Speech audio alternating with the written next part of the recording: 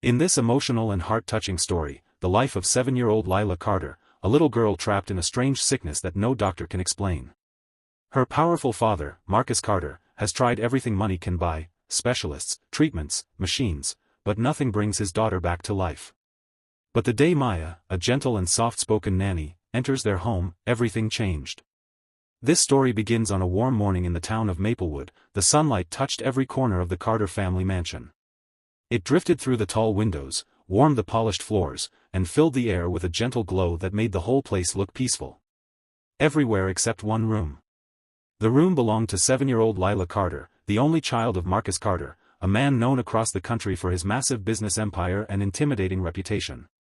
People believed Marcus had everything: money, influence, success. But inside his mansion, behind one quiet door, lived the one thing money had failed to fix.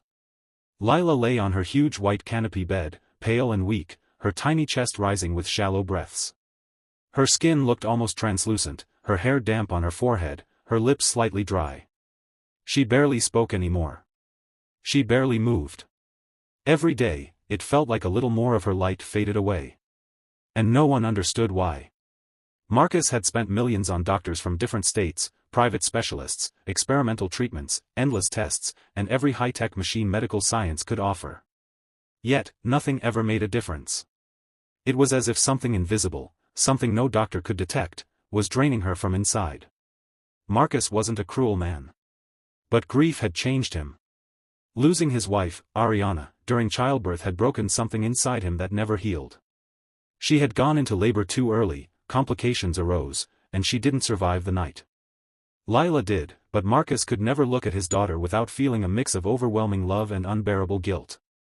So he threw himself into work. Meetings, deals, negotiations, anything to stay busy. Anything to avoid sitting still long enough to feel the ache in his chest. Meanwhile, Lila's room grew quieter. Dimmer. Colder. A child's world shouldn't feel like that. Her room was always spotless, almost too perfect. Pale curtains, soft toys arranged neatly, shelves filled with untouched books and untouched gifts, everything color-coordinated. But the air felt heavy, as if joy had been squeezed out of it. And anyone who stepped inside sensed something was wrong. Then came Maya Dawson. A soft-spoken young woman with warm brown eyes and a calm presence that felt like a deep breath after a long cry. She wasn't like the other nannies Marcus had hired, women with flashy resumes and polished words. Maya didn't come with recommendations or degrees. She just showed up with a gentle smile, holding her hands together nervously, unsure if she even belonged in a mansion like that.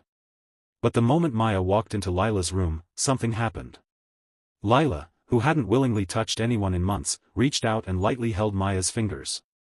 That tiny moment changed everything. Marcus didn't question it. He hired Maya on the spot.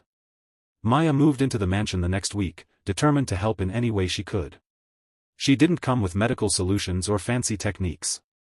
She came with observation, patience, and genuine human warmth. And maybe that was exactly what Lila needed. Over the next few days, Maya observed Lila carefully. She noticed things the doctors never paid attention to. She noticed how Lila's breathing grew uneven whenever she lay in her room for too long. She noticed how her energy improved, just slightly, whenever Maya took her to the garden, even if it was only for a few minutes. She noticed Lila sometimes woke up trembling, her fingers curled tightly as if she were frightened. She noticed the way Lila's eyes darted to certain corners of the room, especially near the floor, almost like she sensed something there. It wasn't allergies. It wasn't asthma. It wasn't psychological. No, something felt wrong with the room itself. Maya didn't want to sound dramatic. She didn't want Marcus to think she was superstitious or imagining things. But she trusted her instincts. And everything inside her whispered that the problem wasn't Lila. It was the space around her. So Maya cleaned the room from top to bottom. She changed the bedding, washed the curtains, removed flowers that might trigger reactions, aired the room every morning, reorganized the furniture, checked vents, inspected windows, adjusted lighting, everything she could think of. But Lila still worsened. And so did Maya's worry. One sunny afternoon, while Lila drifted into another uneasy sleep, Maya felt something tug at her attention again, softly, quietly, insistently. It wasn't a sound. It wasn't a movement. It was intuition.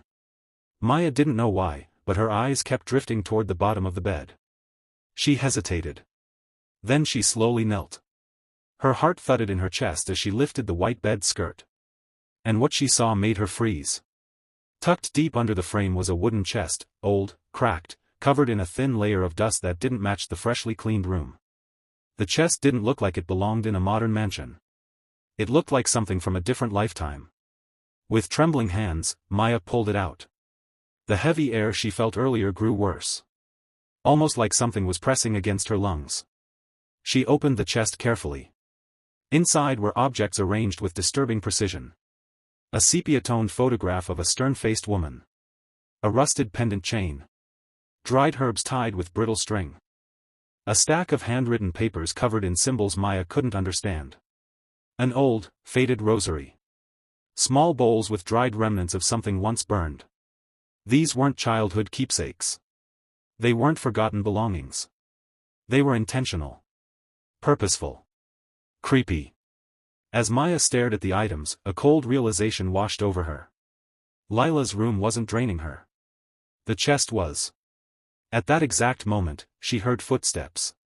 Marcus stood at the doorway, frozen, his expression twisting into shock when he saw the open chest. His eyes fell on the photograph. And his face went pale. He whispered, "That's Ariana's mother." He stepped closer, almost stumbling. Then he admitted something Maya never expected to hear. Years earlier, after Ariana died, her mother, Mrs. Castillo, had tried placing protective charms around her newborn granddaughter. Not everyone believed in that old cultural practice, but Mrs. Castillo did. She believed it fiercely. But Marcus, grieving and desperate to keep things normal, ordered everything removed. He didn't want anything that made life feel unsettled. He believed in science, not rituals. He assumed the staff cleared all of it. Clearly, someone didn't. Or someone brought it back. The problem? The energy around the chest didn't feel protective at all. It felt twisted, distorted, suffocating. Maya looked up at Marcus. And he looked back with terror in his eyes. Maya gathered her courage, took a long breath, and gently removed each object from the chest. As soon as she did, something unbelievable happened. Lila stirred. Her breathing steadied. Color faintly returned to her cheeks. Right there. Right in front of them. Almost instantly. It was as if the room itself had been holding its breath and finally exhaled. Maya and Marcus exchanged the same terrified realization. Whatever that chest was doing, removing it had freed Lila. That night, Maya refused to let Lila sleep in that room. She moved her to the guest room next door. She stayed by her side the whole night, holding her little hand, watching her chest rise and fall. And for the first time in months, Lila slept peacefully. No tremors. No shallow breaths. No cold sweats. The next morning, she woke up humming. Marcus nearly cried when he saw it. In the days that followed, Lila's transformation was nothing short of miraculous. Her cheeks regained color. Her laughter returned. Her eyes became bright again. She could walk in the garden without getting tired. She painted with vibrant colors. She giggled whenever Maya braided her hair. Her old spark, the one that everyone thought was gone, slowly came back to life. Marcus watched from the doorway sometimes, overwhelmed with emotions he hadn't allowed himself to feel in years. For so long, he had believed money could fix everything. But what Lila needed wasn't a machine. She needed someone who cared enough to look deeper when everyone else stopped at the surface.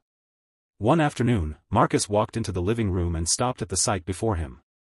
Maya sat on the sofa reading a storybook while Lila curled up beside her, her head resting on Maya's arm. Sunlight pooled across their faces, making the moment look almost magical.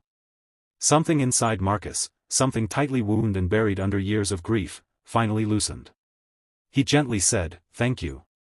Not with expensive gifts. Not with rehearsed speeches. But with sincerity, raw and unfiltered. Maya smiled, touched by the gratitude in his voice. And from that moment, Marcus made a silent promise to himself. He would be the father Lila needed. Not the man hiding behind meetings and money. He started spending evenings at home instead of in the office. He learned how to make Lila's favorite pancakes. He sat with her while she painted. He listened to her laugh and let it fill the empty spaces in his heart. He allowed himself to grieve, to heal, and to grow. Maya stayed with them, not as just a nanny, but as a guiding presence, a calm voice, a healing light that helped rebuild a family that had been broken for far too long. The wooden chest was sealed and taken far away, removed from their lives for good. They didn't know who put it back under Lila's bed, and Marcus eventually stopped looking for answers. Because the biggest mystery had already been solved, Lila was alive, recovering, and smiling again. And that was all that mattered. If this story touched your heart even a little, please take a moment to like the video. Leave a comment.